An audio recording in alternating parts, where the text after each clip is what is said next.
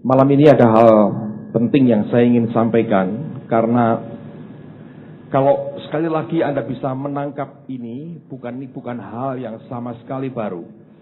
Tapi saya didorong untuk menyatakan ini, untuk menyegarkan kembali akan ingatan saudara, akan apa yang seharusnya menjadi tugas kita dan tanggung jawab kita bersama. Dan kalau ini terjadi dan sampai terjadi di mana saudara bisa menangkap betul akan apa yang sebenarnya Allah inginkan, maka kegerakan rohani di tengah-tengah kita ini akan berkelanjutan. Dan yang saya ingin sampaikan hari ini adalah kita semua punya kewajiban membawa akan jiwa-jiwa datang kepada Tuhan. Nah, sekarang mari kita buka firman Tuhan. Lukas pasal yang kelima. 2 hari yang lalu saya membuat teka-teki silang di kantor. Pak Marso senang sekali dengan teka-teki ini. Pak Marso bilang akan direnungkan dengan lebih baik. Saya harap direnungkan sungguh-sungguh. Tapi ini pertanyaan yang menarik sekali. Dapat dari mana, Pak? Saya terus terang dengar sharingnya John Avancini sebetulnya. Ini bukan dia otak-atik sendiri, tapi saya ingin bicara dalam segi yang berbeda. Bukan dari segi uang, tapi jiwa-jiwa. Kalau hanya soal uang, gampang saudara ya. Sekarang ini jiwa-jiwa rebutannya. Ngeri sekali. Saya dengar berita kemarin, itu tadi ya. Kemarin ada teman yang sebetulnya akan dibawa ke Semarang. Dan sudah pernah diajak ke tempat ini orang Jakarta, kecanduan obat. Sebetulnya besok akan dibawa ke Semarang. Dan akan ditemukan dengan Bu Indri. Bu Indri juga coba cari dia beberapa hari terakhir ini. Tidak pernah ketemu. Anaknya sudah sedia dibawa ke Semarang. Besok 2 hari sebelumnya tiba-tiba pergi. Dan kemudian kemarin ya, ditemukan siang hari sudah meninggal karena overdosis. Jadi satu jiwa itu rebutan dengan setan. Saudara bantu doa kalau Tuhan izinkan Pak Mulyadi yang dari Jakarta, teman kita itu, terbeban untuk membuat suatu pusat penampungan atau rehabilitasi orang-orang yang kecanduan obat bius. Dan besok akan datang ke Semarang karena saya diminta untuk membantu. Saya berkata, kalau Bapak buat di Jakarta, di Lembang, di Puncak, bagaimana saya bisa bantu? Tahun depan saya paling tidak setengah tahun lebih hanya di Semarang saja karena ada sekolah Alkitab yang kita akan mulai bulan April. Saya nggak mungkin bisa bantu banyak. Nah, dia berkata, Pak, saya ini sudah bertekad, berani, siap mau keluar Jakarta. Dan saya bilang, kalau kamu keluar Jakarta, pindahan Semarang aja, saya bilang. Cari tanah di sini murah, atau ke Gunung Pati, atau ke Ungaran. Buat center di sini, secara rohani, ditebengkan dengan gereja ini, kita banyak tamu, Bu Indri akan pindah di sini, kamu susah, Bu Indri dipanggil, tanggingi semua, selesai kan? Saya berkata, kerjasama, kamu sediakan penampungannya, dan kita secara rohani kita backup, saya punya banyak waktu untuk bisa supervise akan apa yang kamu kerjakan. Dan rupanya ditanggapi dengan serius sekali, jadi besok rombongan besar itu, dan dia bukan orang nganggur, saudara. Dia ini adalah salah satu direktur dari satu grup besar yang membawai akan hotel-hotel Sheraton, baik yang di Jakarta, di Bandung, di Lampung, di Bali, di Lombok. Jadi dia yang mimpin membawai akan Sheraton di beberapa kota ini. Dan dia sudah berkata, saya akan segera buat surat pengunduran diri. Dan kemarin dia sudah jual tanahnya satu di Cibubur, rumah akan dijual, baby Benz akan dijual, dimasukkan semua untuk membangun tempat rehabilitasi orang yang kecanduan narkotika. Di tengah-tengah banyak orang lagi berjuang cari kekayaan, orang sudah punya semua, dijual semua, dan dipersembahkan semua untuk Tuhan, dan memberikan hidupnya bagi dia. Kalau ngerti gitu rasanya kita malu ya. Kalau gede mau jadi apa? Oh, jadi direktur. Yang direkturnya ditinggal semua dan melayani Tuhan. Jadi saudara doakan karena ini akan jadi kelengkapan yang baik sekali untuk saling mendukung dan saling melengkapi dalam tubuh Tuhan. Dan saya percaya ini merupakan momentum Tuhan yang bagus sekali. Kita akan menangkan jiwa berapapun harganya. Win the lost at any cost. Itu merupakan tekad kita. Amen, saudaraku. Saya percaya kita bisa tembus angka 2000 sebelum tahun 2000. Saya yakin bisa. Dan sekarang mari kita belajar dari firman Tuhan. Kita harus kerjasama. Lukas pasal 5, lihat mulai ayat yang pertama.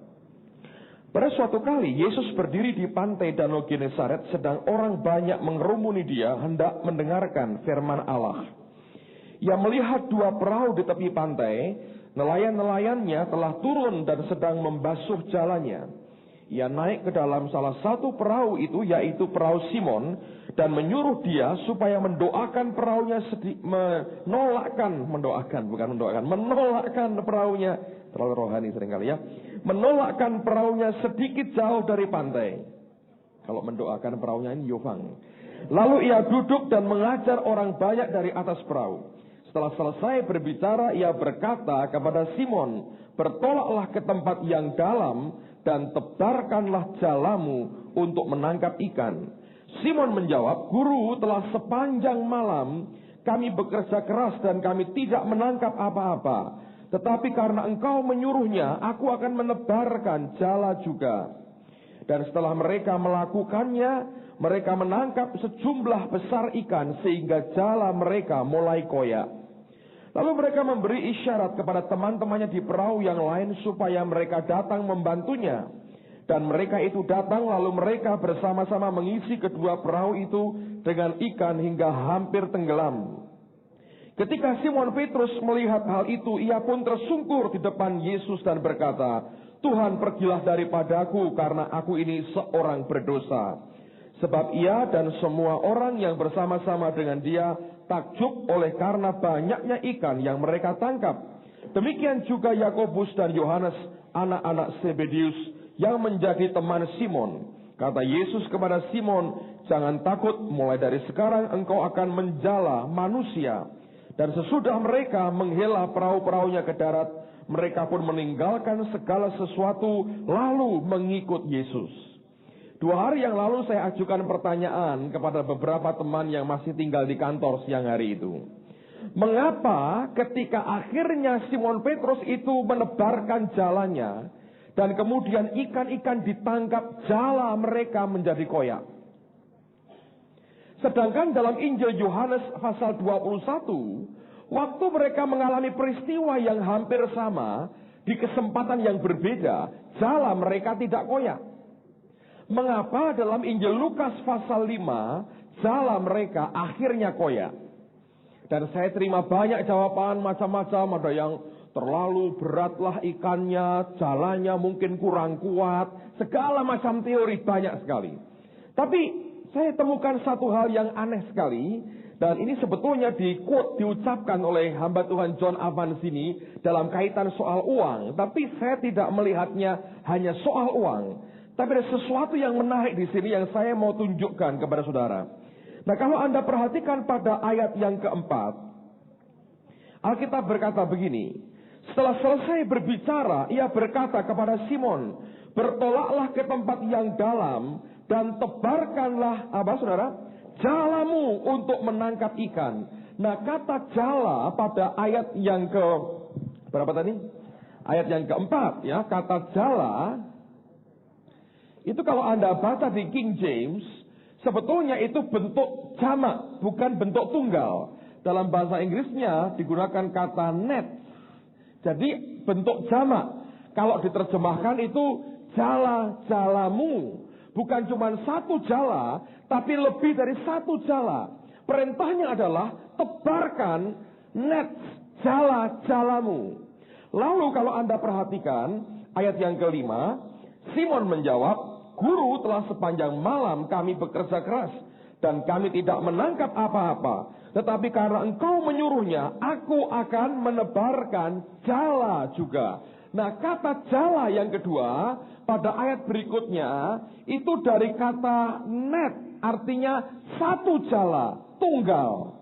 Dan kemudian ketika pada ayat yang berikutnya dikatakan, ayat yang ke-6, dan setelah mereka melakukannya, mereka menangkap sejumlah besar ikan sehingga jala mereka mulai koyak. Itu juga jala dalam pengertian net atau tunggal. Nah, disinilah sebetulnya akar persoalan itu.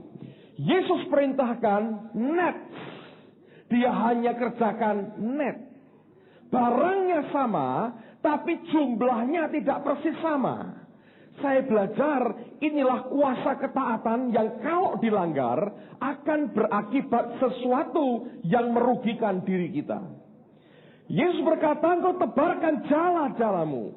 Simon tidak pernah kenal Tuhan sebelumnya.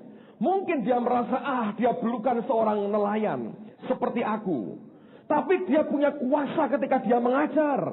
Dan dia begitu yakin orang ini punya sesuatu yang luar biasa. Mungkin pada pikirannya, aku akan kerjakan, tapi tidak usah sepenuhnya seperti yang dia perintahkan.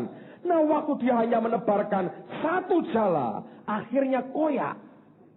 Yang Tuhan perintahkan bukan hanya net, tapi dia perintahkan net. Dan ini yang penting buat kita. Nah, di dalam gereja lokal hal yang sama terjadi. Ingat ketika Tuhan berkata, aku akan menjadikan engkau, aku akan membuat engkau menjadi penjala manusia. Dan kata itu artinya melibatkan semua kita. Yesus tidak perintahkan 1-2 orang di dalam gereja untuk memberitakan Injil dan membawa orang datang ke Tuhan untuk menjaring akan ikan-ikan yang sedang dan ingin dia menangkan. Tapi dia perintahkan semua kita. Dengan kata lain, perintahnya itu bukan net, tapi net. Sehingga kalau hari ini kita masih bermimpi, satu orang bisa menyelesaikan semua tugas yang ada. Saya berkata, buang semua mimpi itu. Tidak mungkin siapapun orangnya, diurapi seperti apapun dia, tidak mungkin dia kerja sendiri. Apalagi pada akhir zaman ini, kita bergerak dalam pelayanan tubuh bersama-sama. Kalau kita melanggar perintahnya, kita coba dengan hanya satu jala, kita tebarkan. Saya yakin kita akan dapat ikan, sebab ini zaman anugerah. Tapi apa akibatnya? Jala hidup kita akan koyak. Nah, ini bukan sesuatu yang, ayo Pak saya coba. Karena sekali koyak jala hidupmu saudara, mungkin setelah itu di akhir nggak bisa dipakai lagi. Bisa menangkap apa yang saya sampaikan. Nah, kalau kita bisa bergerak bersama-sama sebagai jala-jalanya Tuhan, bukan hanya satu jala, tapi net jala-jalanya Allah, tidak mungkin akan koyak.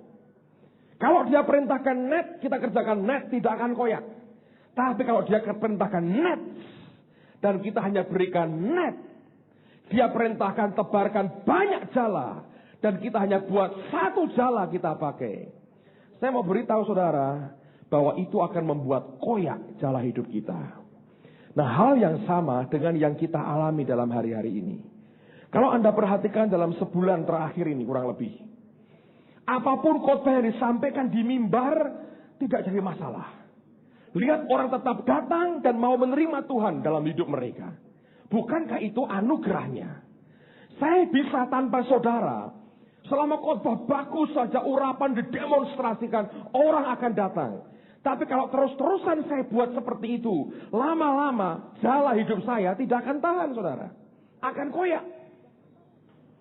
Dipaksakan bisa, tapi akan koyak. Dan tidak pernah sebenarnya Allah menghendaki kita memenangkan jiwa, tapi hidup kita terkoyak oleh karena tugas yang kita kerjakan bagi Dia. Jadi saya ingin tekankan pada hari ini bahwa sungguh-sungguh dibutuhkan akan gerak bersama-sama. Bukan 1-2 orang, tapi semua sebagai anggota tubuh Tuhan di tempat ini. Saudara punya kewajiban yang sama untuk membawa jiwa-jiwa datang kepada Dia. Amen, saudaraku. Jadi ini penting sekali. Nah, saya juga ingin sampaikan warning, terutama teman-teman aktivis. Saudara, kalau sampai kesibukanmu misalnya, Aset ini main drum. Dan dia pikirkan pokoknya drum. Saya berkata, nanti dalam hadapan Tuhan, engkau tidak bisa berkata, Tuhan, aku persembahkan jiwa dari drum ini kepadamu. Nggak ada itu. Kalau sampai dia main drum, pemegang kamera misalnya, oh pokoknya kamera. Tapi saudara tidak produktif membawa jiwa-jiwa. Itu bukan buah yang Tuhan inginkan.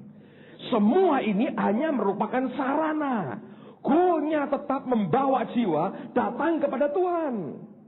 Kita semua mesti bergerak membawa jiwa lewat MK kita masing-masing. Jangan sampai kehilangan kontak sebenarnya dengan dunia di mana ladang itu ada. Kalau kita mengisolir diri, kita menjadi eksklusif. Kelompok yang kemudian tidak punya hubungan dengan dunia luar.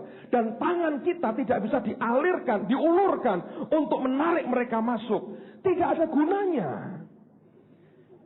Orang yang sudah kehilangan kasih kepada jiwa-jiwa, sekalipun Anda profesional di bidangmu, engkau hanya profesional, tapi sebetulnya bukan bekerja dengan hati. Tapi kalau orang kerja dengan hati itu beda, saudara. Misalnya Anda main drum, engkau tahu supaya nama Tuhan dimuliakan, hadiratnya itu di tengah-tengah kami, dan akhirnya jiwa-jiwa diselamatkan. Jadi bukan bagaimana main mukul dengan sempurna, bukan itu. Saudara sedang berlatih kor misalnya, kalau hanya bagaimana suaraku bisa melengking begitu aja, saya berkata bukan itu tujuannya.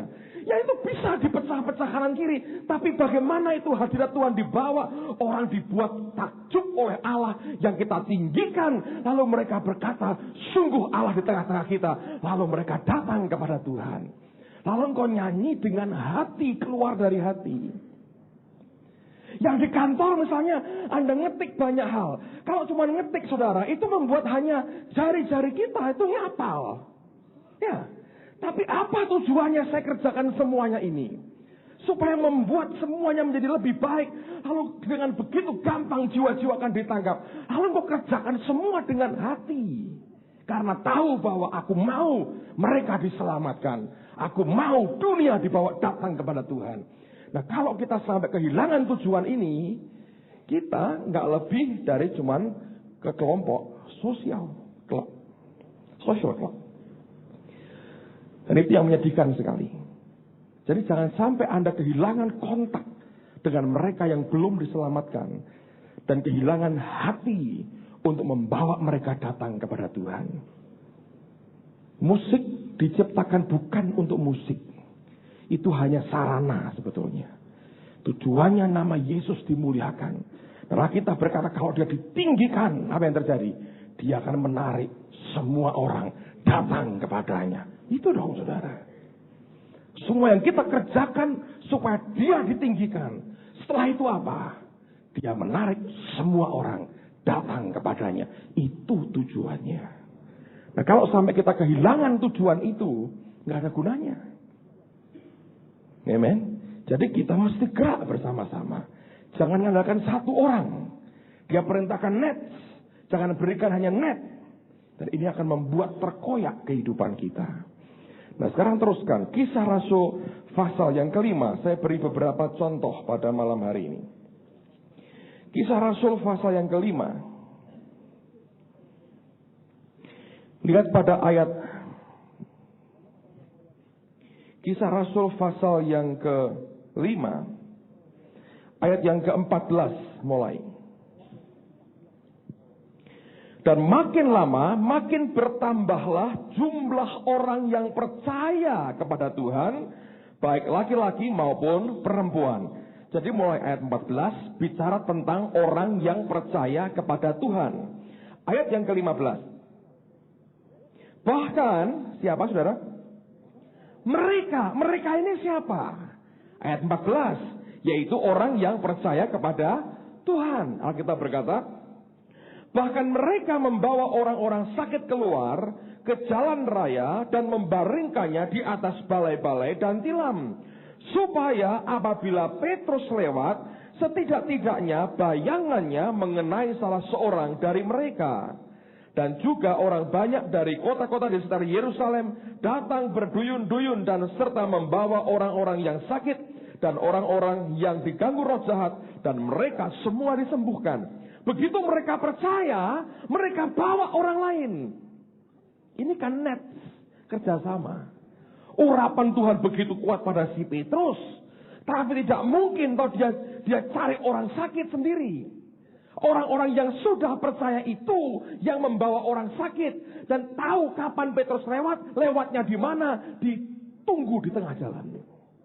Karena kita berkata paling tidak bayang-bayangnya kena kepada mereka, dan mereka semua disembuhkan. Tapi siapa yang bawa orang sakit? Ya mereka harus siapa? Yang sudah percaya kepada Tuhan. Kalau Anda orang percaya, saudara punya kewajiban hari ini. Bawa orang-orang. Pak, saya nggak bisa nginjil. Diajak ke gereja nggak perlu nginjil. Anda tinggal ceritakan hidupmu. Ayo dicoba katanya. Dan lihat bagaimana Tuhan akan menjamah hidup mereka. Anda lihat dari minggu ke minggu orang-orang diselamatkan. Amen, saudara. Ini waktunya. Jangan sampai kehilangan kontak dengan hati kita kepada jiwa-jiwa itu. Ingat, kita tidak dipanggil jadi kelompok gereja profesional. Bukan. Tujuannya kita mau jadi lebih baik dalam segala hal. Cara memimpin MK yang baik. Untuk apa? Bukan supaya dikagumi anggota MK-mu. Bukan. Bukan seperti bupati cilik atau camat cilik di situ. Bukan, saudara.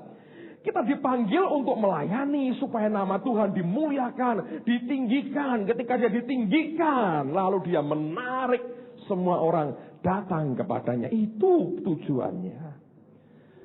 Semua yang kita kerjakan harus memuliakan nama Tuhan. Kenapa kita buat beasiswa? Kenapa kita buat diakonia? Kenapa kita buat toko rakyat? Saya dengar wali kota memberikan report bagus tentang kita kepada gubernur. Jangan kaget kalau Pak Marso nanti mendapat hadiah dari Presiden Habibie dengan apa yang dikerjakan. Ini dilaporkan ke gubernur. Betul ya Pak ya, saya nggak melebih-lebihkan loh. Wali kota itu laporkan ke gubernur semua kegiatan kita. Dari pihak gubernur minta bukti nota pembelian kita sejak Lebaran tahun lalu. Jadi kalau nanti masuk di RCTI Pak Marso mendapat hadiah dari B.J. Habibie, saudara. Untuk apa? Bukan untuk itu. Saya tahu seluruh berontongan akan pesta. Tapi apa yang terjadi? Yesus dimuliakan. Amen, saudara. Itu yang kita tunggu hari ini, saudara. Siapa tahu? Tidak ada yang tahu kan? Mungkin sekali, saudara. Itu bisa terjadi. Kenapa tidak? Biarkan toh. Jadi kesaksian bagi banyak orang. Bahwa Yesus mengasihi orang-orang yang menderita melalui gerejanya. Bukankah itu hal yang bagus?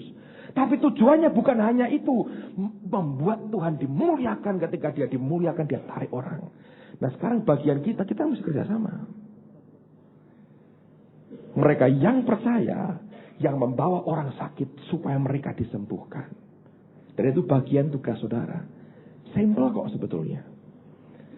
Saya lihat, makanya kalau Anda dalam MK, Anda bersama-sama berdoa cari kehendak Tuhan, Anda akan ketemu titik jebolnya di mana. Minggu lalu di Greenwood sudah berapa? 33, saudara.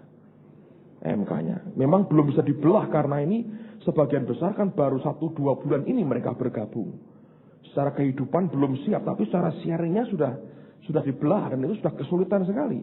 Sekarang saya ajak mereka sembahyang, minta tanah, minta gereja di situ, dan minta gembala sidang di situ, pendeta di situ.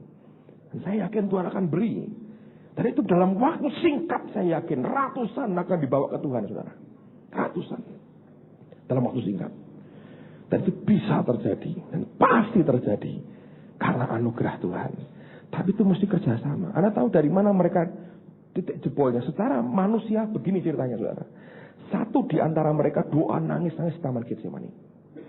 Tiba-tiba ketemu jemaat gereja lain. Ditanya, kamu kok sedih? Ya, banyak masalah. Terus mau gak saya doakan? Didoakan. Terus ini jemaat gereja lain yang berkata, kamu datang aja ke gereja Pak Petrus Agung. Boleh bagus toh? Kita kerjasama, saudara. Kerjasama itu. Itu jemaat orang lain nyuruh kemari. Datang. Rupanya rumahnya dekat. Kami kenal. Dan dari orang ini banyak orang dibawa, saudara, hari ini. Satu orang. Dimulai dengan seperti itu. Lihat akan semua potensi yang Tuhan adakan di tengah-tengah kita. Oke? Saya berikan bukti lain lagi, contoh lain lagi. Coba buka dalam Lukas pasal yang kelima. Kembali kepada Injil Lukas pasal yang kelima. Ayat yang ke-17 sampai dengan ayat yang ke-20. Pada suatu hari ketika Yesus mengajar, ada beberapa orang Farisi dan ahli Taurat duduk mendengarkannya. Mereka datang dari semua desa di Galilea dan Yudea dan dari Yerusalem. Kuasa Tuhan menyertai dia sehingga ia dapat menyembuhkan orang sakit. Lalu datanglah beberapa orang mengusung seorang lumpuh di atas tempat tidur. Mereka berusaha membawa dia masuk dan meletakkannya di hadapan Yesus. Karena mereka tidak dapat membawanya masuk berhubung dengan banyaknya orang di situ, naiklah mereka ke atap rumah, lalu membongkar atap itu dan menurunkan orang itu dengan tempat tidurnya ke tengah-tengah orang banyak tepat di depan Yesus. Ayat 20 kita baca sama-sama. 2, 3. Ketika Yesus melihat iman siapa? Mereka. Berkatalah ia, hai saudara, dosamu sudah diampuni. Yesus lihat imannya orang yang lumpuh atau lihat imannya yang membawa? Yang bawa, saudara. Pak, yang saya bawa ini kelas berat. Ya nggak masalah kok, asal Anda bukan kelas berat. Ya kan? Ini pendosa berat, nggak masalah. Selama Anda ini orang benar. Ketika engkau bawa jiwa, dan Tuhan melihat imanmu, saudara. Dia berkata, hai saudara, dosamu sudah diampuni. Luar biasa. Dia terima keselamatan karena iman dari yang bawa. Jadi kalau saudara bawa jiwa, Anda beriman, Tuhan akan selamatkan dia selamat, saudara. Pasti Tuhan akan jamah jangkau dia dan diselamatkan karena imanmu. Dan itu yang sebenarnya Tuhan mau semua kita kerjakan. Jadi sekali lagi saya mau katakan demi kasih Tuhan. Jangan merasa bahwa ini tugas satu orang. Dia mau kita tebarkan net, bukan cuma net. Dan kalau kita taat, kita lakukan dengan setia, Anda akan lihat orang-orang diselamatkan. Dan apa yang terjadi di tengah-tengah kita selama sebulan terakhir ini adalah karena tarikan Roh Kudus di hati mereka. Saya tidak khotbah tentang keselamatan, saya khotbah apa saja yang Tuhan taruh di hati. Dan itu tiba-tiba menjamah hati mereka. Hadirat Tuhan di tengah-tengah kita, membawa mereka maju ke depan, memberikan hidupnya kepada Tuhan. Bukankah itu anugerah? Bagian kita apa? Bagian kita adalah taati perintah Tuhan. Semua kita bagian dari jaring-jaringnya Allah. Anda lakukan bagianmu dengan iman. Kau bawa orang belum kenal Tuhan di tempat ini. Orang murtad tidak pernah ke gereja lagi bertahun-tahun, marah dengan Tuhan, marah dengan malaikat, marah dengan Pak RT, Pak RW, dimarahin semua. Boleh saudara, bawa dan sembahyang dan dengan iman dibawa. Anda akan lihat bagaimana orang itu datang kepada Tuhan oleh karena tarikan tangan Tuhan sendiri. Nah, saya percaya bahwa sehebat-hebatnya intervensi ilahi, tetap Tuhan butuh manusia. Saya ulang lagi, sehebat-hebatnya intervensi ilahi, tetap Tuhan butuh manusia untuk menyempurnakan pekerjaan itu. Sebab dia tidak pernah bisa mengingkari perkataannya sendiri. Dia kan berkata, pergilah, jadikan semua bangsa muridku. Dia berikan mandat itu kepada gereja. Oleh karena itu, seperti yang dialami beberapa orang, nanti kita akan lihat satu di antaranya. Mereka mengalami intervensi ilahi yang luar biasa. Tetap Tuhan butuh anak-anaknya. Coba buka Kisah Rasul pasal yang ke-9. Tentang bagaimana orang yang bernama Saul bertobat. Saulus yang kemudian menjadi Paulus bertobat. Kisah Rasul pasal 9. Kisah Rasul pasal 9. Lihat mulai ayat yang pertama. Sementara itu berkobar-kobar hati Saulus untuk mengancam dan membunuh murid-murid Tuhan. Ia menghadap imam besar dan meminta surat kuasa daripadanya untuk dibawa kepada majelis-majelis Yahudi di Damsyik, supaya jika ia menemukan laki-laki atau perempuan yang mengikuti jalan Tuhan, ia menangkap mereka dan membawa mereka ke Yerusalem. Dalam perjalanannya ke Damsyik, ketika ia sudah dekat kota itu, tiba-tiba cahaya memancar dari langit mengelilingi dia. Ia rebah ke tanah dan kedengaran olehnya suatu suara yang berkata kepadanya, Saulus, Saulus, mengapakah engkau menganiaya aku? Jawab Saulus, siapakah engkau Tuhan? Katanya, akulah Yesus yang kau aniaya itu. Tetapi bangunlah dan pergilah ke dalam kota. Di sana akan dikatakan kepadamu apa yang harus kau perbuat. Maka termangu-mangulah teman-temannya seperjalanan karena mereka memang mendengar suara itu, tetapi tidak melihat seorang juga pun. Saulus bangun dan berdiri lalu membuka matanya, tetapi ia tidak dapat melihat apa-apa. Mereka harus menuntun dia masuk ke Damsyik. 3 hari lamanya ia tidak dapat melihat, dan 3 hari lamanya ia tidak makan dan minum. Di Damsyik ada seorang murid Tuhan bernama Ananias. Firman Tuhan kepadanya dalam suatu penglihatan, "Ananias," jawabnya, "Ini aku Tuhan." Firman Tuhan, "Mari, pergilah ke jalan yang bernama Jalan Lurus, dan carilah di rumah Yudas seorang dari Tarsus yang bernama Saulus. Ia sekarang berdoa." Dan dalam suatu penglihatan ia melihat bahwa seorang yang bernama Ananias masuk ke dalam dan menumpangkan tangannya ke atasnya supaya ia dapat melihat lagi. Jawab Ananias, "Tuhan, dari banyak orang telah kudengar tentang orang itu, betapa banyaknya kejahatan yang dilakukannya terhadap orang-orang kudus-Mu di Yerusalem. Dan ia datang kemari dengan kuasa penuh dari imam-imam kepala untuk menangkap semua orang yang memanggil nama-Mu. Tetapi firman Tuhan kepadanya, Pergilah,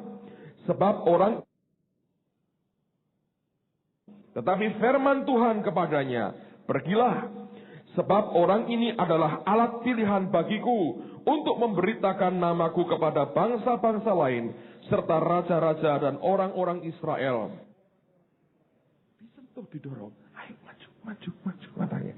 Karena 3 orang dorong maju, saudara. Dia maju, terus dia didoakan, dia ke belakang, ketemu istri saya, rupanya kenal, terus didatangi keluarganya. Minggu kemarin keluarganya datang lagi satu. Saya tantang siapa mau terima Tuhan, maju ke depan dan mau dibaptis, saudara. Kalau tidak ada 3 orang yang memberikan sentuhan akhir, keluarga itu mungkin sampai sekarang masih belum diselamatkan. Kesempatan nginjil kepada seluruh keluarga terbuka hari itu. Istri saya datang ke sana, dia khotbah di depan seluruh keluarganya. Siapa yang berjasa sebetulnya? Ada 3 orang yang ngintip sedikit ketika berdoa, dan dia lihat 1 jiwa, dan itu yang membuat orang itu berubah. Kalau pribadi ini berubah radikal hidupnya, seluruh keluarganya dimenangkan, urapan yang nyentuh punggungnya, maju. Itu yang dikatakan, itu saya hargai. Malaikat dapat apa Tuhan? Jawil jasanya. Tugas kita banyak kok, saudara. Dari bawa orang maju ke depan, jawil, sampai kalau perlu Anda temani maju ke depan. Saya yakin yang kita kerjakan, bisa kenal Pak? Kenal itu. Ayo, tadi kan maju ke depan, angkat tangan. Ayo saya temani maju ke depan, biar didoakan. Kalau itu dikerjakan dan ternyata terbukti itu, saya dengarkan kesaksiannya, saya bilang, wah ini luar biasa. Dan kalau ini sampai dikerjakan semua kita bukan hanya melempar 1 jala, kita taati perintahnya, nets yang kita tebarkan, kita dapat banyak ikan, dan jala kita tidak akan goyah. Amen, saudaraku. Ini yang penting sebetulnya. Ingat, domba melahirkan domba. Gembala tidak bisa melahirkan domba, medeni malah. Domba melahirkan domba.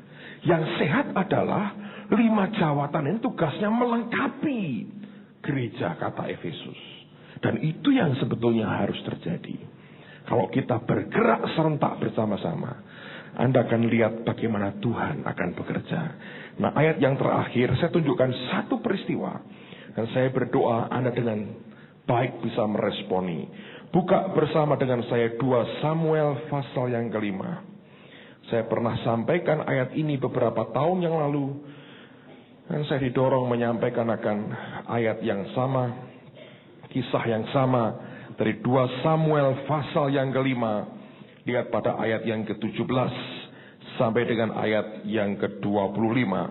2 Samuel pasal yang ke-5. 2 Samuel pasal yang ke-5. Ayat 17 mulai. Ketika didengar orang Filistin bahwa Daud telah diurapi menjadi raja atas Israel, maka majulah semua orang Filistin untuk menangkap Daud. Tetapi Daud mendengar hal itu, lalu ia pergi ke kubu pertahanan. Ketika orang Filistin itu datang dan memencar di lembah Refaim, bertanyalah Daud kepada Tuhan, apakah aku harus maju melawan orang Filistin itu? Akan kau serahkankah mereka ke dalam tanganku? Tuhan menjawab Daud, majulah, sebab aku pasti akan menyerahkan orang Filistin itu ke dalam tanganmu. Lalu datanglah Daud di Baal Perasim dan memukul mereka kalah di sana. Berkatalah ia, Tuhan telah menerobos musuhku di depanku seperti air menerobos. Sebab itu orang menamakan tempat itu Baal Perasim. Orang Filistin itu meninggalkan berhalanya di sana, lalu Daud dan orang-orangnya mengangkatnya. Ketika orang Filistin maju sekali lagi dan memencar di lembah Refaim, maka bertanyalah Daud kepada Tuhan dan ia menjawab, janganlah maju, tapi buatlah gerakan lingkaran sampai ke belakang mereka, sehingga mereka dapat menyerang, engkau dapat menyerang mereka dari jurusan pohon-pohon kertau. Dan bila engkau mendengar bunyi derap langkah di puncak pohon-pohon kertau itu, maka haruslah engkau, bertindak cepat. Sebab pada waktu itu Tuhan telah keluar berperang di depanmu untuk memukul kalah tentara orang Filistin. Dan Daud berbuat demikian seperti yang diperintahkan Tuhan kepadanya. Maka ia memukul kalah orang Filistin mulai dari Geba sampai dekat Geser. Kalau Anda perhatikan kisah ini, nama Baal Perasim artinya the master of breakthrough, tuan dari terobosan itu. Sekali dia menang dan dia beri nama tempat itu the master of breakthrough, itu Allah sendiri. Kali yang kedua, Filistin datang lagi.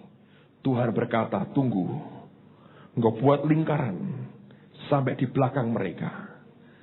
Sekalipun posisimu sudah di belakang mereka, tunggu sampai engkau dengar bunyi suara derap di puncak pohon-pohon kertau. Dan waktu kau dengar itu, tanda Allahmu sudah bergerak. Engkau harus bertindak cepat, saudara. Anda ingin lihat breakthrough dalam hidupmu lagi, bertindak cepat. Responi dengan cepat apa yang sedang Tuhan kerjakan pada hari-hari ini. Kalau saudara dan saya bisa bergerak begitu cepat, meresponi apa yang sedang Tuhan kerjakan, akan terjadi terobosan-terobosan hebat di dalam kehidupan saudara. Saya berdoa supaya setiap MK sadari ini waktu Tuhan. Berhenti memikirkan kepentinganmu sendiri, mulai pikirkan jiwa-jiwa. Lydia saksi dengan saya bagus sekali beberapa minggu yang lalu. Pada waktu Konghi datang, saya sampaikan kepada jemaat juga, berhenti ngurus diri. Lihat kepentingan Tuhan, kerjakan yang Dia mau, Dia bereskan urusanmu. Dan pergumulan bertahun-tahun diselesaikan Tuhan dalam waktu sangat singkat. Ketika firman jadi rema dalam hidupnya, dan dia mulai urusi jiwa-jiwa. Ganti daripada memikirkan, menggumulkan pergumulannya sendiri, dia menepati janjinya. Sekali lagi saya mau katakan demi kasih Tuhan, ini waktu paling bagus. Ada datang, bukan sendiri lagi, bawa jiwa. Net, bukan net, saudara. Amen. Ini panggilan Tuhan buat setiap kita. Kerjakan apa yang Dia mau kita kerjakan. Kita akan lihat Tuhan besar. 2000 sebelum tahun 2000. Berapa yang akan terkumpul untuk anak-anak sekolah minggu sebelum tahun 2000, Victor? Akhir tahun 1000. Saya tanya sebelum tahun 2000. Tidak terhitung. Harus dihitung. Kata-kata kita bilangan kok. Numbers ada. Berapa yang kamu mau sebelum tahun 2000? Christmas tahun depan, kamu mau ada berapa anak-anak? 3.000.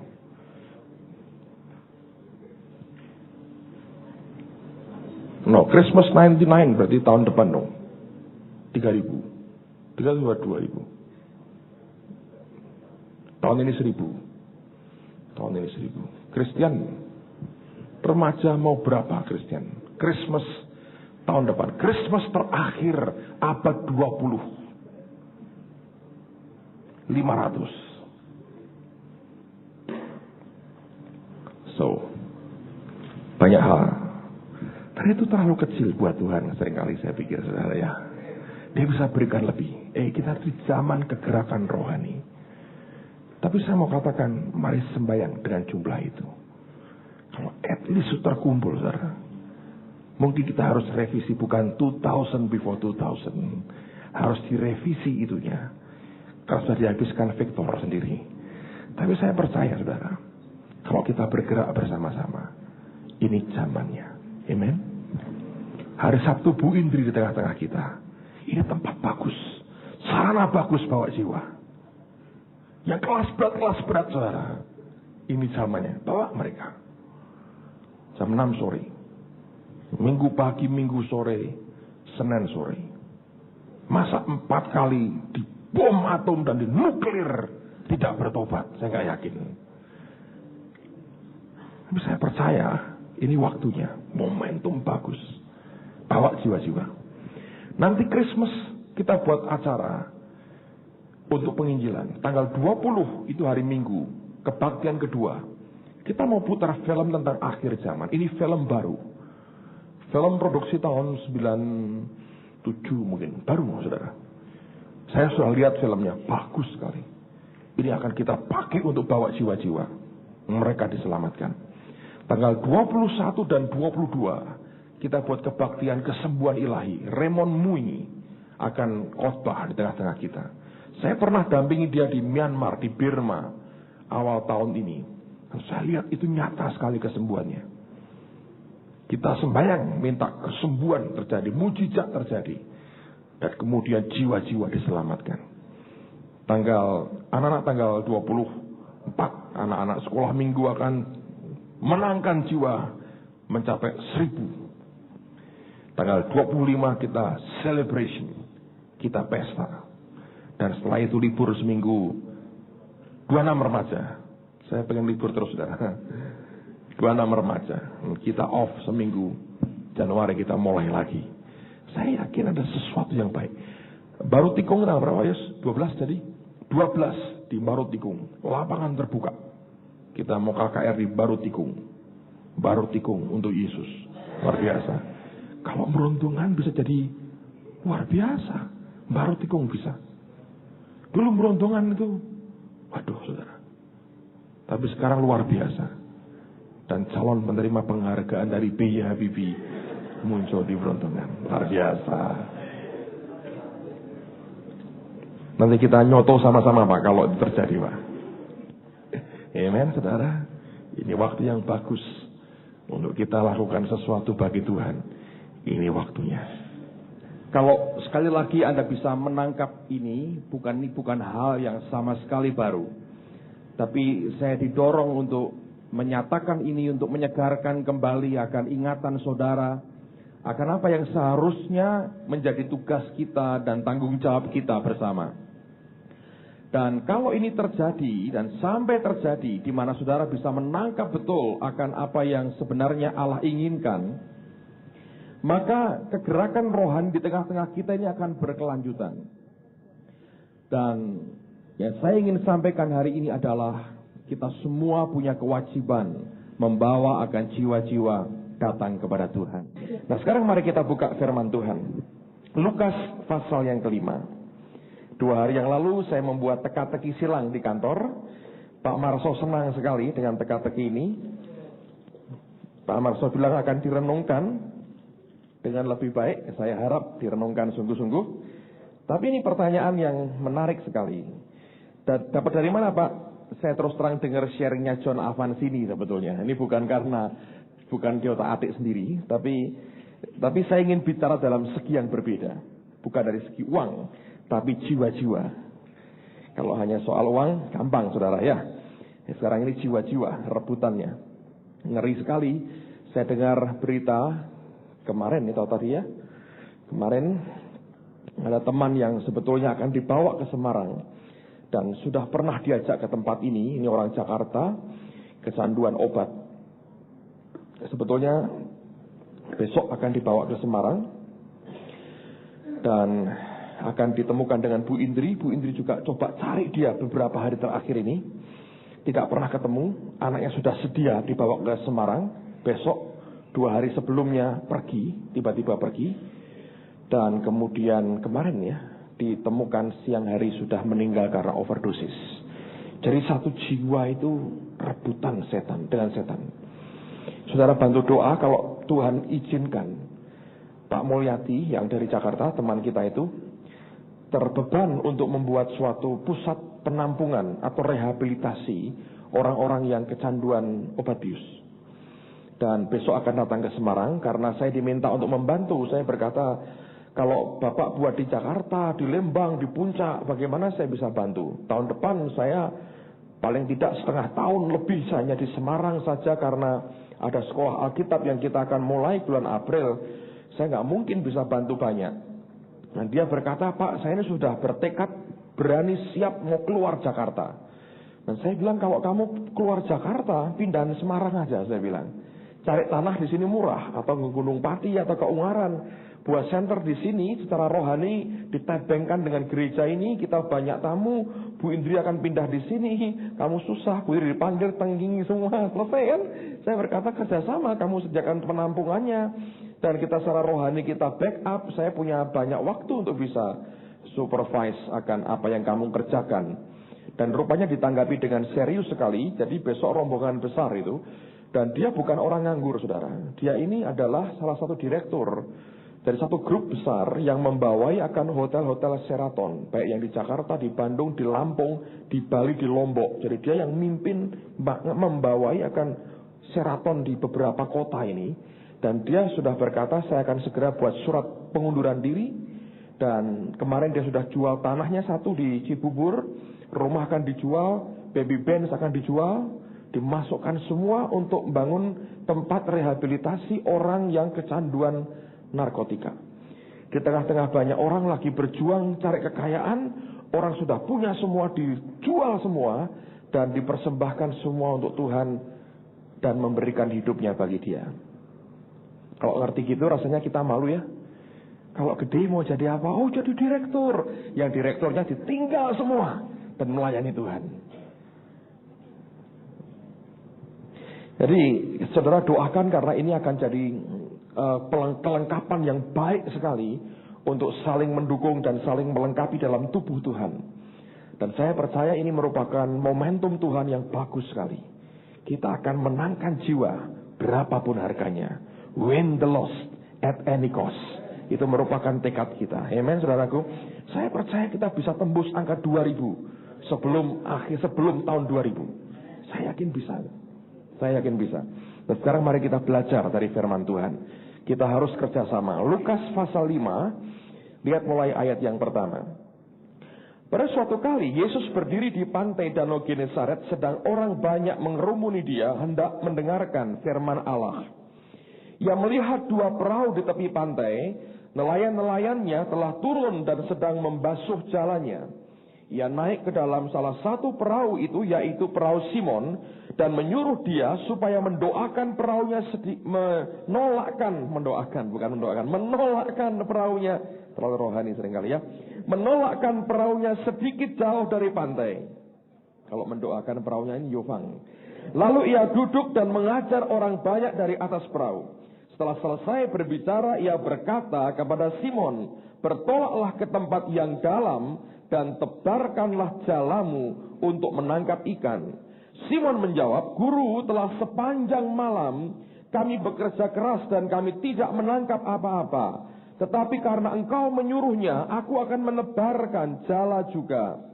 Dan setelah mereka melakukannya, mereka menangkap sejumlah besar ikan sehingga jala mereka mulai koyak. Lalu mereka memberi isyarat kepada teman-temannya di perahu yang lain supaya mereka datang membantunya.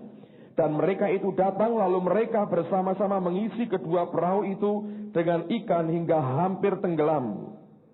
Ketika Simon Petrus melihat hal itu, ia pun tersungkur di depan Yesus dan berkata, "Tuhan, pergilah daripadaku, karena aku ini seorang berdosa." Sebab ia dan semua orang yang bersama-sama dengan dia takjub oleh karena banyaknya ikan yang mereka tangkap. Demikian juga Yakobus dan Yohanes, anak-anak Zebedeus, yang menjadi teman Simon. Kata Yesus kepada Simon, "Jangan takut, mulai dari sekarang engkau akan menjala manusia." Dan sesudah mereka menghela perahu-perahunya ke darat, mereka pun meninggalkan segala sesuatu lalu mengikut Yesus. 2 hari yang lalu saya ajukan pertanyaan kepada beberapa teman yang masih tinggal di kantor siang hari itu. Mengapa ketika akhirnya Simon Petrus itu menebarkan jalannya, dan kemudian ikan-ikan ditangkap, jala mereka menjadi koyak. Sedangkan dalam Injil Yohanes pasal 21, waktu mereka mengalami peristiwa yang hampir sama, di kesempatan yang berbeda, jala mereka tidak koyak.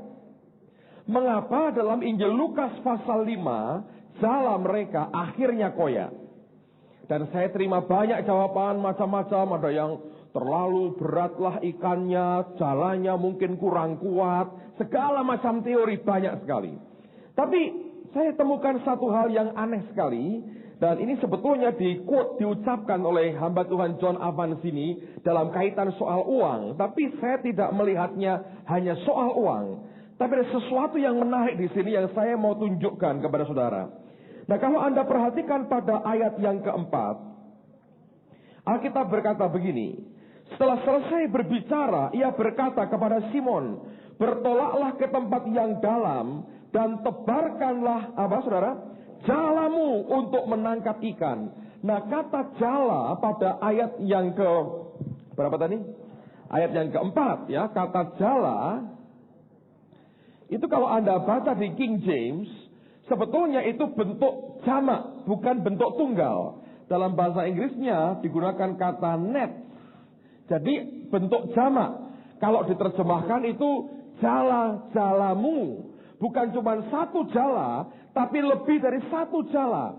Perintahnya adalah tebarkan net jala-jalamu.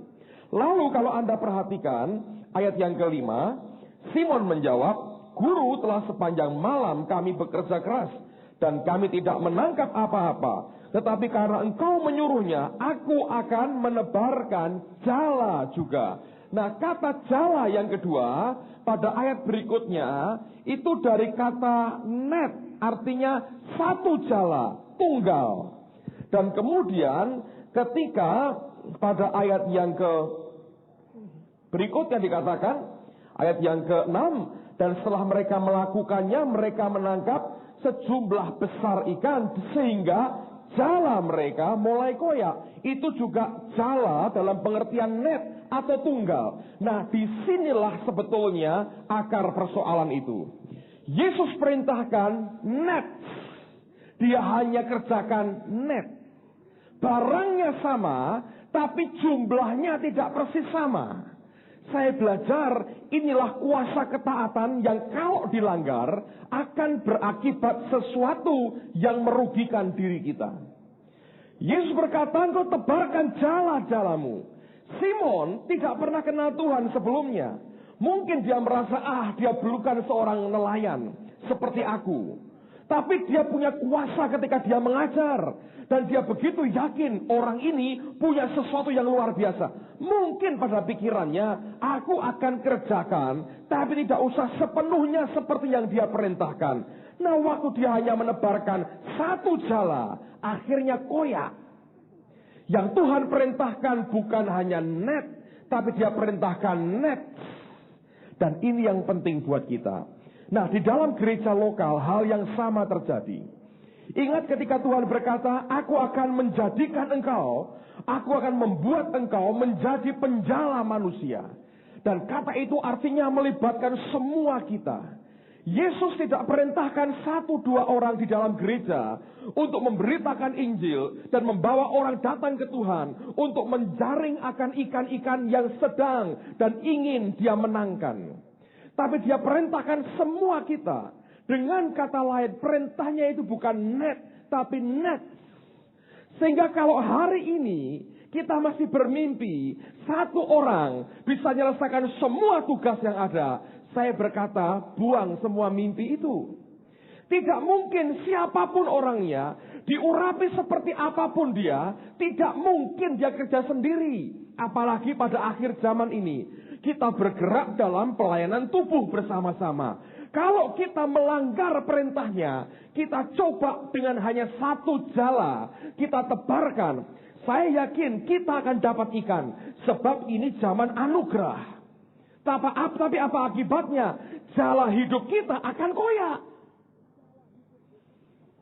Nah, ini bukan sesuatu yang, ayo Pak saya coba. Karena sekali koyak jala hidupmu saudara, mungkin setelah itu di akhir nggak bisa dipakai lagi. Bisa nangkap apa yang saya sampaikan? Nah, kalau kita bisa bergerak bersama-sama sebagai jala-jalanya Tuhan, bukan hanya 1 jala, tapi net jala-jalanya Allah, tidak mungkin akan koyak. Kalau dia perintahkan net, kita kerjakan net, tidak akan koyak. Tapi kalau dia perintahkan net, dan kita hanya berikan net, dia perintahkan tebarkan banyak jala, dan kita hanya buat 1 jala kita pakai. Saya mau beritahu saudara, bahwa itu akan membuat koyak jala hidup kita. Nah, hal yang sama dengan yang kita alami dalam hari-hari ini. Kalau Anda perhatikan dalam sebulan terakhir ini kurang lebih, apapun khotbah yang disampaikan di mimbar tidak jadi masalah. Lihat orang tetap datang dan mau menerima Tuhan dalam hidup mereka. Bukankah itu anugerahnya? Saya bisa tanpa saudara, selama khotbah bagus saja, urapan didemonstrasikan, orang akan datang. Tapi kalau terus-terusan saya buat seperti itu, lama-lama jala hidup saya tidak akan tahan saudara. Akan koyak. Dipaksakan bisa, tapi akan koyak. Dan tidak pernah sebenarnya Allah menghendaki kita memenangkan jiwa, tapi hidup kita terkoyak oleh karena tugas yang kita kerjakan bagi Dia. Jadi saya ingin tekankan pada hari ini, bahwa sungguh-sungguh dibutuhkan akan gerak bersama-sama. Bukan 1-2 orang, tapi semua sebagai anggota tubuh Tuhan di tempat ini. Saudara punya kewajiban yang sama untuk membawa jiwa-jiwa datang kepada Dia. Amen, saudaraku. Jadi ini penting sekali. Nah, saya juga ingin sampaikan warning, terutama teman-teman aktivis. Saudara, kalau sampai kesibukanmu misalnya, Aset ini main drum, dan dia pikirkan pokoknya drum. Saya berkata, nanti dalam hadapan Tuhan, engkau tidak bisa berkata, Tuhan, aku persembahkan jiwa dari drum ini kepadamu. Nggak ada itu. Kalau sampai dia main drum, pemegang kamera misalnya, oh pokoknya kamera. Tapi saudara tidak produktif membawa jiwa-jiwa. Itu bukan buah yang Tuhan inginkan. Semua ini hanya merupakan sarana. Goalnya tetap membawa jiwa datang kepada Tuhan. Kita semua mesti bergerak membawa jiwa lewat MK kita masing-masing. Jangan sampai kehilangan kontak sebenarnya dengan dunia di mana ladang itu ada. Kalau kita mengisolir diri, kita menjadi eksklusif. Kelompok yang kemudian tidak punya hubungan dengan dunia luar, dan tangan kita tidak bisa dialirkan, diulurkan untuk menarik mereka masuk. Tidak ada gunanya. Orang yang sudah kehilangan kasih kepada jiwa-jiwa, sekalipun Anda profesional di bidangmu, engkau hanya profesional, tapi sebetulnya bukan bekerja dengan hati. Tapi kalau orang kerja dengan hati itu beda, saudara. Misalnya Anda main drum, engkau tahu supaya nama Tuhan dimuliakan, hadiratnya itu di tengah-tengah kami, dan akhirnya jiwa-jiwa diselamatkan. Jadi bukan bagaimana main mukul dengan sempurna, bukan itu. Saudara sedang dilatih kor misalnya, kalau hanya bagaimana suaraku bisa melengking begitu aja, saya berkata bukan itu tujuannya.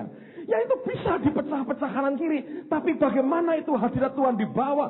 Orang dibuat takjub oleh Allah yang kita tinggikan. Lalu mereka berkata, sungguh Allah di tengah-tengah kita. Lalu mereka datang kepada Tuhan. Lalu engkau nyanyi dengan hati, keluar dari hati.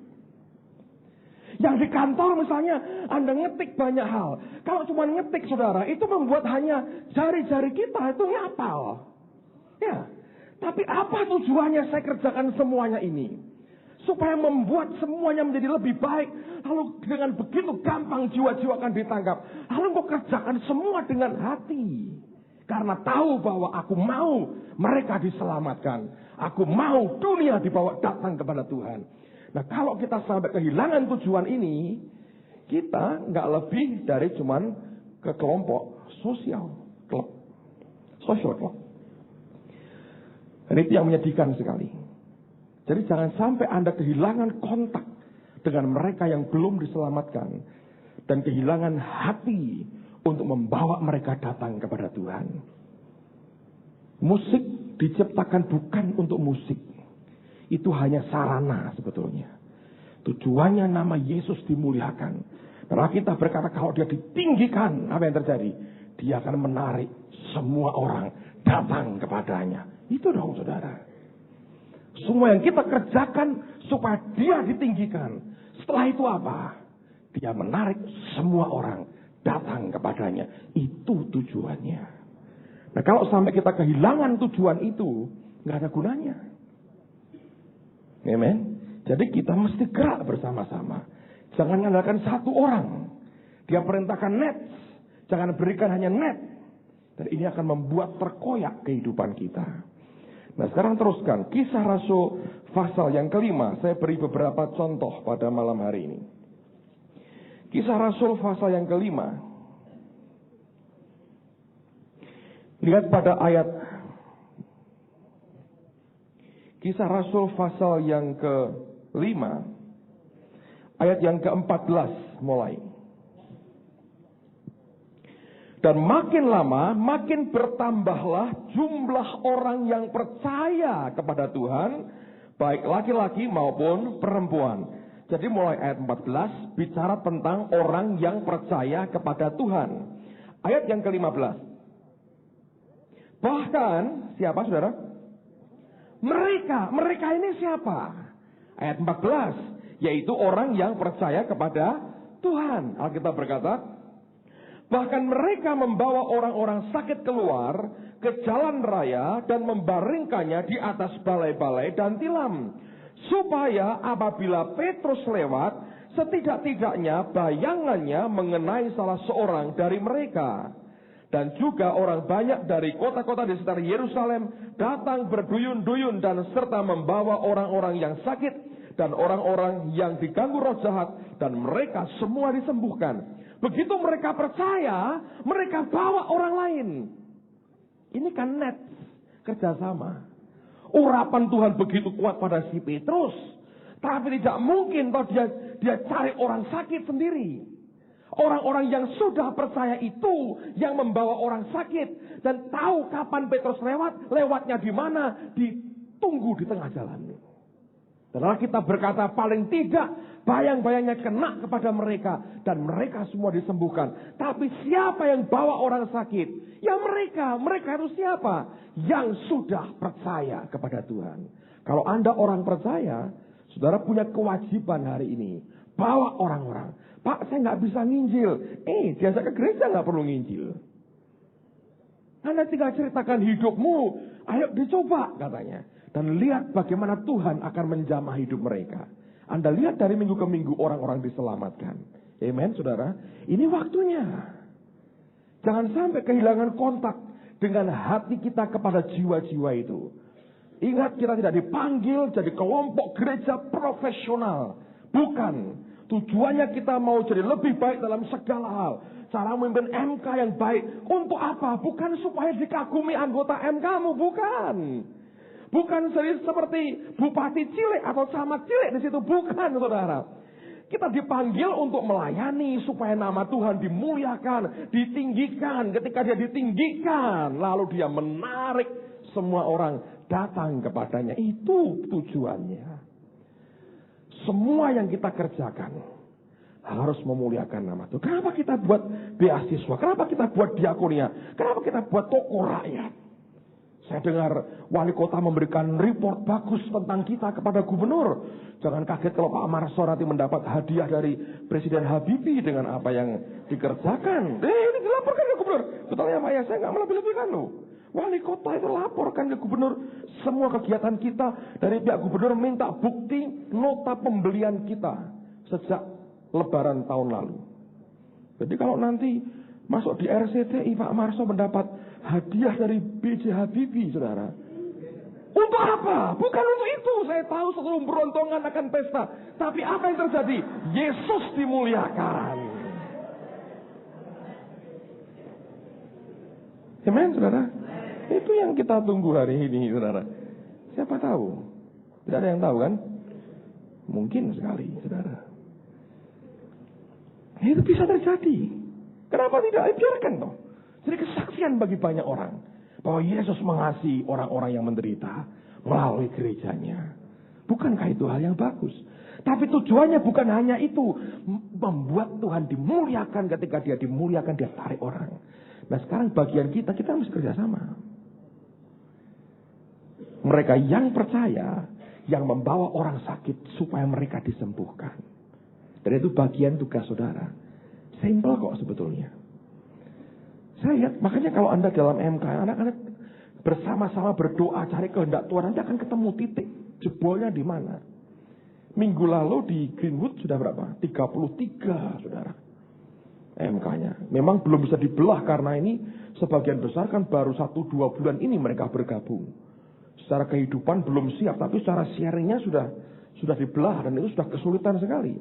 Sekarang saya ajak mereka sembahyang, minta tanah, minta gereja di situ. Dan minta gembala sidang di situ, pendeta di situ. Dan saya yakin Tuhan akan beri. Dan itu dalam waktu singkat saya yakin ratusan akan dibawa ke Tuhan, saudara. Ratusan. Dalam waktu singkat. Dan itu bisa terjadi. Dan pasti terjadi. Karena anugerah Tuhan. Tapi itu mesti kerjasama. Anda tahu dari mana mereka titik jebolnya? Secara manusia begini ceritanya, saudara. Satu di antara mereka doa nangis-nangis di Taman Getsemani. Tiba-tiba ketemu jemaat gereja lain. Ditanya, kamu kok sedih? Ya, banyak masalah. Terus mau gak saya doakan? Didoakan. Terus ini jemaat gereja lain berkata, kamu datang aja ke gereja Pak Petrus Agung. Boleh bagus toh? Kita kerjasama, saudara. Kerjasama itu. Itu jemaat orang lain nyuruh kemari. Datang. Rupanya rumahnya dekat. Kami kenal. Dan dari orang ini banyak orang dibawa, saudara, hari ini. Satu orang. Dimulai dengan seperti itu. Lihat akan semua potensi yang Tuhan adakan di tengah-tengah kita. Oke? Saya berikan bukti lain lagi, contoh lain lagi. Coba buka dalam Lukas pasal yang ke-5. Kembali kepada Injil Lukas pasal yang ke-5. Ayat yang ke-17 sampai dengan ayat yang ke-20. Pada suatu hari ketika Yesus mengajar, ada beberapa orang Farisi dan ahli Taurat duduk mendengarkannya. Mereka datang dari semua desa di Galilea dan Yudea dan dari Yerusalem.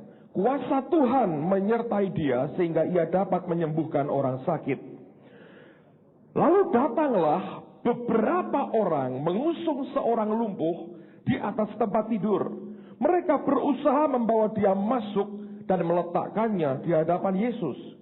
Karena mereka tidak dapat membawanya masuk berhubung dengan banyaknya orang di situ, naiklah mereka ke atap rumah, lalu membongkar atap itu dan menurunkan orang itu dengan tempat tidurnya ke tengah-tengah orang banyak tepat di depan Yesus. Ayat 20 kita baca sama-sama. 2, 3. Ketika Yesus melihat iman siapa? Mereka. Berkatalah ia, hai saudara, apa? Dosamu sudah diampuni. Yesus lihat orang, imannya orang yang lumpuh atau lihat imannya yang membawa? Yang bawa, saudara. Pak, yang saya bawa ini kelas berat. Ya nggak masalah tuh, asal Anda bukan kelas berat. Ya kan? Ini pendosa berat, nggak masalah. Semua selama Anda ini orang benar. Ketika engkau bawa jiwa, dan Tuhan melihat imanmu, saudara. Dia berkata, "Hai saudara, dosamu sudah diampuni." Luar biasa. Dia terima keselamatan karena iman dari yang bawa. Jadi kalau saudara bawa jiwa, Anda beriman, Tuhan akan selamatkan dia selamat saudara. Pasti Tuhan akan jamah jangkau dia dan diselamatkan karena imanmu. Dan itu yang sebenarnya Tuhan mau semua kita kerjakan. Jadi sekali lagi saya mau katakan demi kasih Tuhan. Jangan merasa bahwa ini tugas satu orang. Dia mau kita tebarkan net, bukan cuma net. Dan kalau kita taat, kita lakukan dengan setia, Anda akan lihat orang-orang diselamatkan. Dan apa yang terjadi di tengah-tengah kita selama sebulan terakhir ini adalah karena tarikan Roh Kudus di hati mereka. Saya tidak khotbah tentang keselamatan, saya khotbah apa saja yang Tuhan taruh di hati. Dan itu tiba-tiba menjamah hati mereka. Hadirat Tuhan di tengah-tengah kita, membawa mereka maju ke depan, memberikan hidupnya kepada Tuhan. Bukankah itu anugerah? Bagian kita apa? Bagian kita adalah taati perintah Tuhan. Semua kita bagian dari jaring-jaringnya Allah. Anda lakukan bagianmu dengan iman. Kau bawa orang belum kenal Tuhan di tempat ini. Orang murtad tidak pernah ke gereja lagi bertahun-tahun, marah dengan Tuhan, marah dengan malaikat, marah dengan Pak RT, Pak RW, dimarahin semua. Boleh saudara, bawa dan sembahyang dan dengan iman dibawa. Anda akan lihat bagaimana orang itu datang kepada Tuhan oleh karena tarikan tangan Tuhan sendiri. Nah, saya percaya bahwa sehebat-hebatnya intervensi ilahi, tetap Tuhan butuh manusia. Saya ulang lagi, sehebat-hebatnya intervensi ilahi, tetap Tuhan butuh manusia untuk menyempurnakan pekerjaan itu. Sebab dia tidak pernah bisa mengingkari perkataannya sendiri. Dia kan berkata, "Pergilah, jadikan semua bangsa muridku." Dia berikan mandat itu kepada gereja. Oleh karena itu, seperti yang dialami beberapa orang, nanti kita akan lihat satu di antaranya. Mereka mengalami intervensi ilahi yang luar biasa. Tetap Tuhan butuh anak-anaknya. Coba buka Kisah Rasul pasal yang ke-9. Tentang bagaimana orang yang bernama Saul bertobat. Saulus yang kemudian menjadi Paulus bertobat.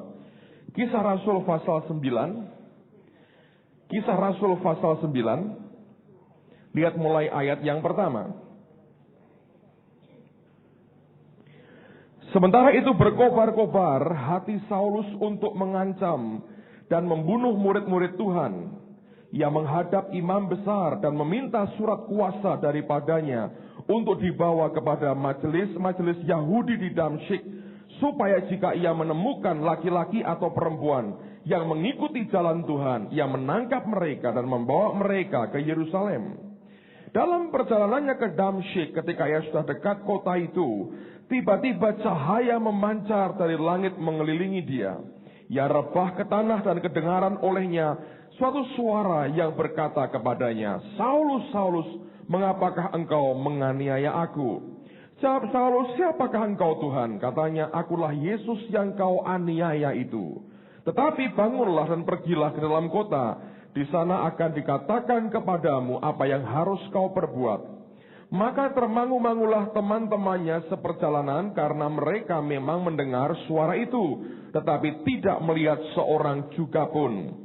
Saulus bangun dan berdiri lalu membuka matanya, tetapi ia tidak dapat melihat apa-apa. Mereka harus menuntun dia masuk ke Damsyik. 3 hari lamanya ia tidak dapat melihat, dan 3 hari lamanya ia tidak makan dan minum. Di Damsyik ada seorang murid Tuhan bernama Ananias. Firman Tuhan kepadanya dalam suatu penglihatan, "Ananias." Jawabnya, "Ini aku Tuhan." Firman Tuhan, "Mari, pergilah ke jalan yang bernama Jalan Lurus, dan carilah di rumah Yudas seorang dari Tarsus yang bernama Saulus. Ia sekarang berdoa." Dan dalam suatu penglihatan ia melihat bahwa seorang yang bernama Ananias masuk ke dalam dan menumpangkan tangannya ke atasnya supaya ia dapat melihat lagi. Jawab Ananias, "Tuhan, dari banyak orang telah kudengar tentang orang itu, betapa banyaknya kejahatan yang dilakukannya. terhadap orang-orang kudusmu di Yerusalem. Dan ia datang kemari dengan kuasa penuh dari imam-imam kepala untuk menangkap semua orang yang memanggil namamu. Tetapi firman Tuhan kepadanya, pergilah, sebab orang... Tetapi firman Tuhan kepadanya, pergilah, sebab orang ini adalah alat pilihan bagiku untuk memberitakan namaku kepada bangsa-bangsa lain, serta raja-raja dan orang-orang Israel. Disentuh, didorong, ayo maju, matanya. Karena 3 orang dorong maju, saudara. Dia maju, terus dia didoakan, dia ke belakang, ketemu istri saya, rupanya kenal, terus didatangi keluarganya. Minggu kemarin keluarganya datang lagi satu. Saya tantang siapa mau terima Tuhan, maju ke depan dan mau dibaptis, saudara. Kalau tidak ada 3 orang yang memberikan sentuhan akhir, keluarga itu mungkin sampai sekarang masih belum diselamatkan. Kesempatan nginjil kepada seluruh keluarga terbuka hari itu. Istri saya datang ke sana, dia khotbah di depan seluruh keluarganya. Siapa yang berjasa sebetulnya? Ada 3 orang yang ngintip sedikit ketika berdoa, dan dia lihat satu jiwa, dan itu yang membuat orang itu berubah. Kalau pribadi ini berubah radikal hidupnya, seluruh keluarganya dimenangkan. Urapan yang nyentuh punggungnya, maju. Itu yang dikatakan, itu saya hargai. Malaikat catat. Apa Tuhan? Jawil jasanya. Tugas kita banyak kok, saudara. Dari bawah orang maju ke depan, jawil, sampai kalau perlu Anda temani maju ke depan. Saya yakin yang kita kerjakan, bisa kenal Pak? Kenal itu. Ayo, tadi kan maju ke depan, angkat tangan. Ayo saya temani maju ke depan, biar didoakan. Kalau itu dikerjakan dan ternyata terbukti itu. Saya dengarkan kesaksiannya, saya bilang, wah ini luar biasa. Dan kalau ini sampai dikerjakan semua kita bukan hanya melempar satu jala. Kita taati perintahnya, net yang kita tebarkan. Kita dapat banyak ikan. Dan jala kita tidak akan goyah. Amen, saudaraku. Ini yang penting sebetulnya. Ingat, domba melahirkan domba. Gembala nggak bisa melahirkan domba, medeni malah. Domba melahirkan domba. Yang sehat adalah 5 jawatan ini tugasnya melengkapi gereja, kata Efesus. Dan itu yang sebetulnya harus terjadi. Kalau kita bergerak serentak bersama-sama, Anda akan lihat bagaimana Tuhan akan bekerja. Nah, ayat yang terakhir saya tunjukkan satu peristiwa. Dan saya berdoa Anda dengan baik bisa meresponi. Buka bersama dengan saya 2 Samuel pasal yang ke-5. Saya pernah sampaikan ayat ini beberapa tahun yang lalu. Dan saya didorong menyampaikan akan ayat yang sama, kisah yang sama dari 2 Samuel pasal yang ke-5. Lihat pada ayat yang ke-17 sampai dengan ayat yang ke-25. 2 Samuel pasal yang ke-5. 2 Samuel pasal yang ke-5. Ayat 17 mulai. Ketika didengar orang Filistin bahwa Daud telah diurapi menjadi raja atas Israel, maka majulah semua orang Filistin untuk menangkap Daud. Tetapi Daud mendengar hal itu lalu ia pergi ke kubu pertahanan. Ketika orang Filistin itu datang dan memencar di lembah Refaim, bertanyalah Daud kepada Tuhan, apakah aku harus maju melawan orang Filistin itu? Akan kau serahkankah mereka ke dalam tanganku? Tuhan menjawab Daud, majulah, sebab aku pasti akan menyerahkan orang Filistin itu ke dalam tanganmu. Lalu datanglah Daud di Baal Perasim dan memukul mereka kalah di sana. Berkatalah ia, Tuhan telah menerobos musuhku di depanku seperti air menerobos. Sebab itu orang menamakan tempat itu Baal Perasim. Orang Filistin itu meninggalkan berhalanya di sana, lalu Daud dan orang-orangnya mengangkatnya. Ketika orang Filistin maju sekali lagi dan memencar di lembah Refaim. Maka bertanyalah Daud kepada Tuhan, dan ia menjawab, janganlah maju, tapi buatlah gerakan lingkaran sampai ke belakang mereka, sehingga mereka dapat menyerang, engkau dapat menyerang mereka dari jurusan pohon-pohon kertau. Dan bila engkau mendengar bunyi derak langkah di puncak pohon-pohon kertau itu, maka haruslah engkau, bertindak cepat. Sebab pada waktu itu Tuhan telah keluar berperang di depanmu untuk memukul kalah tentara orang Filistin.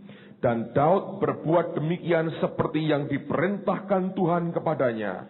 Maka ia memukul kalah orang Filistin mulai dari Geba sampai dekat Geser. Kalau Anda perhatikan kisah ini, nama Baal Perasim artinya the master of breakthrough. Tuan dari terobosan itu. Sekali dia menang dan dia beri nama tempat itu the master of breakthrough. Itu Allah sendiri. Kali yang kedua, Filistin datang lagi. Tuhan berkata, tunggu. Engkau buat lingkaran sampai di belakang mereka. Sekalipun posisimu sudah di belakang mereka, tunggu sampai engkau dengar bunyi suara derak di puncak pohon-pohon kertau. Dan waktu kau dengar itu, tanda Allahmu sudah bergerak. Engkau harus bertindak cepat, saudara. Anda ingin lihat breakthrough dalam hidupmu lagi, bertindak cepat. Responi dengan cepat apa yang sedang Tuhan kerjakan pada hari-hari ini. Kalau saudara dan saya bisa bergerak begitu cepat, meresponi apa yang sedang Tuhan kerjakan, akan terjadi terobosan-terobosan hebat di dalam kehidupan saudara. Saya berdoa supaya setiap MK sadari ini waktu Tuhan. Berhenti memikirkan kepentinganmu sendiri, mulai pikirkan jiwa-jiwa. Lydia saksi dengan saya bagus sekali beberapa minggu yang lalu. Pada waktu Konghi datang, saya sampaikan kepada jemaat juga, berhenti ngurus diri, lihat kepentingan Tuhan. Kerjakan yang dia mau. Dia bereskan urusanmu. Dan pergumulan bertahun-tahun diselesaikan Tuhan dalam waktu sangat singkat. Ketika firman jadi rema dalam hidupnya. Dan dia mulai urusi jiwa-jiwa. Ganti daripada memikirkan, menggumulkan pergumulannya sendiri. Dia menepati janjinya. Sekali lagi saya mau katakan demi kasih Tuhan. Ini waktu paling bagus. Anda datang, bukan sendiri lagi. Bawa jiwa. Net, bukan net, saudara. Amen. Ini panggilan Tuhan buat setiap kita. Kerjakan apa yang dia mau kita kerjakan. Kita akan lihat Tuhan besar. 2000 sebelum tahun 2000. Berapa yang akan terkumpul untuk anak-anak sekolah minggu sebelum tahun 2000, Victor? Akhir tahun 1000. Saya tanya sebelum tahun 2000. Tidak terhitung. Harus dihitung. Kata-kata kita bilangan kok. Numbers ada. Berapa yang kamu mau sebelum tahun 2000? Christmas tahun depan kamu mau ada berapa anak-anak? 3000.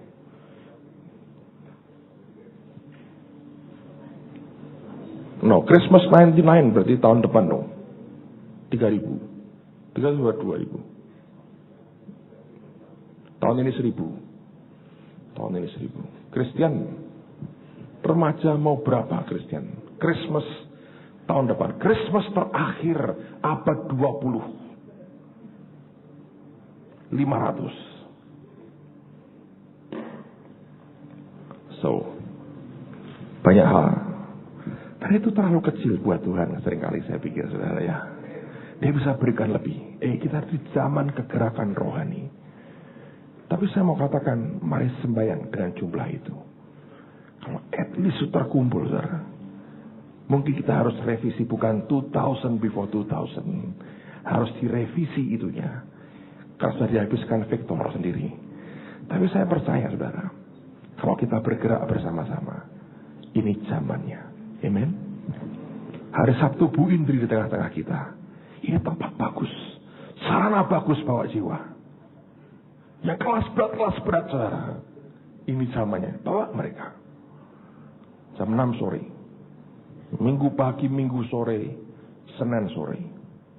Masa 4 kali di bom atom dan di nuklir tidak bertobat. Saya nggak yakin. Tapi saya percaya ini waktunya. Momentum bagus. Bawa jiwa-jiwa. Nanti Christmas kita buat acara untuk penginjilan. Tanggal 20 itu hari Minggu. Kebaktian kedua. Kita mau putar film tentang akhir zaman. Ini film baru. Film produksi tahun 97 mungkin. Baru saudara. Saya sudah lihat filmnya. Bagus sekali. Ini akan kita pakai untuk bawa jiwa-jiwa. Mereka diselamatkan. Tanggal 21 dan 22. Kita buat kebaktian kesembuhan ilahi. Raymond Mui akan khotbah di tengah-tengah kita. Saya pernah dampingi dia di Myanmar, di Burma, awal tahun ini. Saya lihat itu nyata sekali kesembuhannya. Kita sembahyang, minta kesembuhan terjadi, mujizat terjadi. Dan kemudian jiwa-jiwa diselamatkan. Anak-anak tanggal 24, anak-anak sekolah minggu akan menangkan jiwa mencapai 1000. Tanggal 25 kita celebration, kita pesta. Dan setelah itu libur seminggu, 26 remaja. Saya pengen libur terus saudara. 26 remaja, kita off seminggu. Januari kita mulai lagi. Saya yakin ada sesuatu yang baik. Baru Tikung tanggal berapa ya? 12 jadi? 12 di Baru Tikung. Lapangan terbuka. Kita mau KKR di Baru Tikung. Baru Tikung untuk Yesus. Luar biasa. Kalau meruntungan bisa jadi luar biasa. Baru Tikung bisa. Dulu meruntungan itu, waduh saudara. Tapi sekarang luar biasa. Dan calon penerima penghargaan dari B.J. Habibie muncul di meruntungan. Luar biasa. Nanti kita nyoto sama-sama Pak kalau itu terjadi Pak. Amen saudara. Ini waktu yang bagus untuk kita lakukan sesuatu bagi Tuhan. Ini waktunya. Mari berdiri sama-sama.